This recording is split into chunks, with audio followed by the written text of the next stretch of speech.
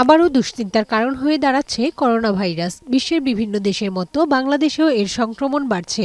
দেশের বিভিন্ন স্থানে করোনাক্রান্ত রোগী শনাক্তের নানা উদ্যোগ নেওয়া হলেও পঞ্চগড়ে বাংলাবান্ধা স্থলবন্দরে স্বাস্থ্য পরীক্ষার জন্য উন্নতমানের যন্ত্রপাতি, medical camp, mini hand thermal scanner নেই।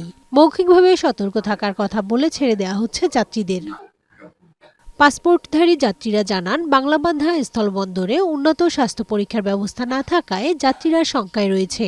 করোনা শনাক্তে দ্রুত মিনি হ্যান্ড থার্মাল স্ক্যানার সহ অন্যান্য প্রয়োজনীয় যন্ত্রপাতি স্থাপনের দাবি জানিয়েছে তারা। বাংলাদেশে যে করোনার প্রাদুর্ভাব নতুন করে দেখা দিয়েছে, তার জন্য সরকার বা সরকার কর্তৃপক্ষ কোনো পদক্ষেপ নিচ্ছে না। স্ক্রিন দেওয়া ছিল আমাদের, ওই কাগজপত্র ছিল, তো কাগজপত্র দেখে আমরা চলে গেছি। করোনার যে স্বাস্থ্যবিধি যেগুলো মানার দরকার, এগুলো যদি করা হতো তাহলে খুব ভালো হতো। এদিকে বন্দর ইমিগ্রেশন কর্তৃপক্ষ বলেছে, করোনা ভাইরাস সংক্রমণ মোকাবেলায় দ্রুত প্রয়োজনীয় ব্যবস্থা গ্রহণ করা হবে।